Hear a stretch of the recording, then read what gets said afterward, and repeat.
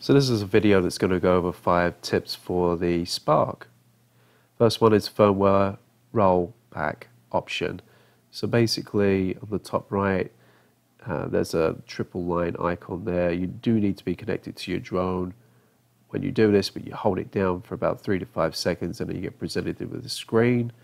Then you see a bunch of numbers that relate to the firmware. You just tap on that, and then that opens up a box and gives you options for the firmware that you can roll back to. So right now, at the time of this recording, there's only 2 options there. I just updated it, and you can roll back to a former version if you're not happy with the current one you've got.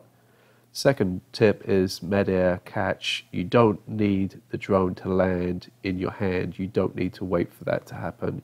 You can grab it out the air. I have seen a video online that was a little bit more aggressive with this technique, and that was grabbing it and simply twisting it upside down. You don't need to do it as per this video. You can just literally grab it by the side and it will turn itself off. Gimbal control options.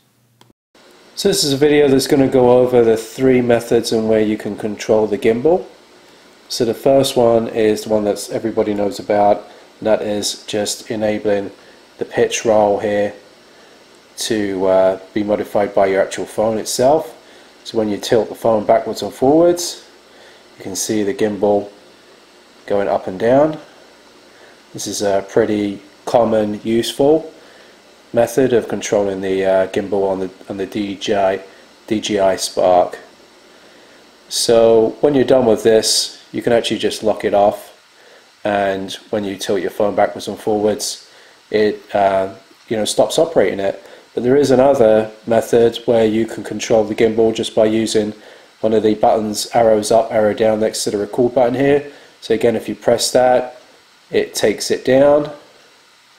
You can keep pressing it, and if you want to press it up, you can hold it down. It does a smooth as well.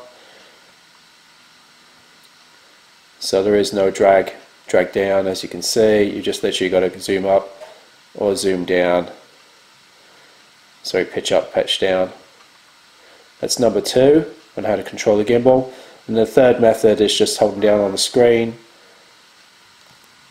You got to tap onto the joystick, get the joysticks off there, tap on the blue screen, and you can go up or you can go down.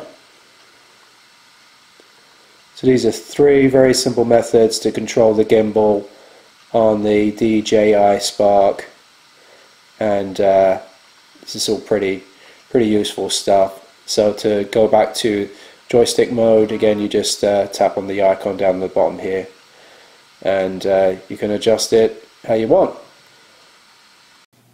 Number 4 is to do with slow gestures while in gesture mode. So in this video here you can see me moving the Spark around. If you do move your hand too quickly, it's just not going to be able to comprehend it. If you move it nice and smoothly and slowly, that helps quite a bit. So you can tell when it doesn't register a movement, it'll start flashing red, and that's when, quote unquote, it's a disconnect. So do things slowly. The last tip is just to plan ahead, and I say this because of the battery life. It is unfortunately 16 minutes long, which in realistic terms is probably less than that with actual flight time. So one way to get more out of your battery is to plan ahead, and you can do that through a couple of means. One of which is just going simply onto Google and doing research on your location, or secondly use an app called Air Map, which is absolutely awesome. I have a video made about that, you can check that out. Bonus tip, very simple, just to check the battery life of your drone. You just do a single tap and it'll tell you what the life is for your present battery charge. So that concludes 5 tips on your DJI Spark. I hope this video is of some use.